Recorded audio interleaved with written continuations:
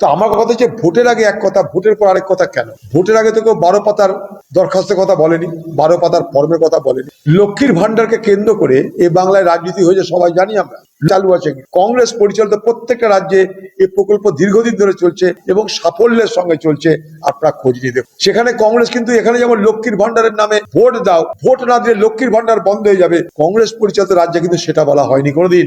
পরিবর্তে যারা ক্ষমতা এলো তারা কি বলেছিল? তারা সেদিন বলেছিল যারা লক্ষ্মীর ভান্ডারের উপভোক্তা তারা সকলে পাবে, আরো নতুন নাম সেখানে নেওয়া হবে।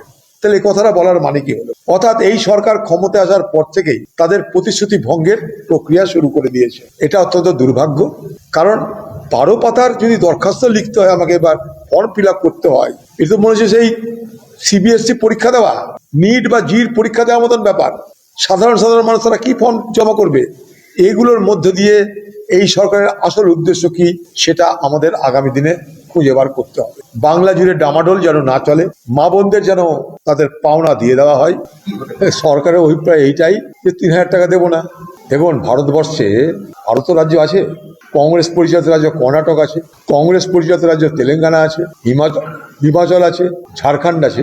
সরাসরি কংগ্রেস না হলেও কংগ্রেস আর ঝাড়খণ্ড মুক্তি মোর্চা, প্রত্যেকটা জায়গাতেই কিন্তু যেটা এখানকার লক্ষ্মীর ভান্ডার, যেটার নাম দিচ্ছে অন্নপূর্ণা ভান্ডার, যেটা কোথাও মাইয়া সম্মান যোজনা, কোথাও লাডলি বই, ভিন্ন ভিন্ন নামে ভারতবর্ষের ভিন্ন ভিন্ন রাজ্যে কিন্তু মহিলাদের জন্য এই আর্থিক অনুদানের প্রকল্প চালু আছে। কিন্তু ভোটের আগে এক কথা, ভোটের পরে আরেক কথা, এটা কিন্তু কংগ্রেস পরিচালিত কোনো রাজ্যে আপনি দেখাতে পারবেন না। মনে করুন কর্ণাটক, ভোট করার আগে 5টা প্রতিজ্ঞা করেছিল আমরা যে এই 5টা কাজ করব। 2.5 বছর হয়ে গেছে সিদ্ধরামাইয়ার সরকার, দেখুন সেই 5টা কাজ সম্পূর্ণ করে দিয়েছে। সেখানেও কিন্তু এই মহিলাদের জন্য অনুদান প্রকল্প আছে। তো আমার কথা হচ্ছে ভোটের আগে এক কথা, ভোটের পর আরেক কথা কেন? ভোটের আগে তো কেউ 12 পাতার দরখাস্তের কথা বলেনি, 12 পাতার ফর্মের কথা বলেনি। লক্ষ্মীর ভান্ডারকে কেন্দ্র করে এই বাংলায় রাজনীতি হয়েছে সবাই জানি আমরা।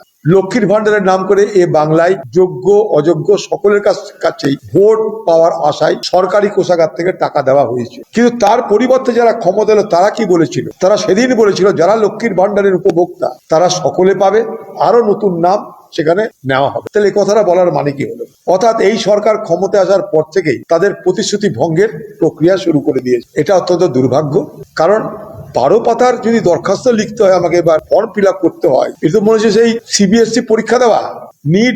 আজ যারা ডবল ইঞ্জিন সরকারের কথা বলে ক্ষমতা এসেছে, কেন্দ্র আছে রাজ্য আছে, তারা তো অন্তত বলবে সত্য কথাটা যে হ্যাঁ এই ঋণের বোঝা সামলাতে পারছি না, তাই আমরা অন্নপূর্ণার ভান্ডারকে আমরা ছেটে দেওয়ার ব্যবস্থা করছি। বলুক, সত্যটা সত্য বলুক, এটা আমরা জানতে চাই। এইভাবে মানুষের, মা বোনদের মধ্যে একটা আশঙ্কা আতঙ্কার বাতাবরণ তৈরি করার কোন চেষ্টা সরকার যদি করে, আমরা নিশ্চয়ই তার বিরোধিতা করব। কারণ এটা দিয়ে মানুষের সংসার চলে। আজকে বাংলার মা বোনদের এটা দিয়ে একটা সংসার চলে, তাদের খরচা বহন করার সুযোগ পায় আর্থিক অনুদানের মধ্য দিয়ে। সারা ভারতবর্ষের সব রাজ্যেই প্রায় চালু আছে। কংগ্রেস পরিচালিত প্রত্যেকটা রাজ্যে এই প্রকল্প দীর্ঘদিন ধরে চলছে এবং সাফল্যের সঙ্গে চলছে।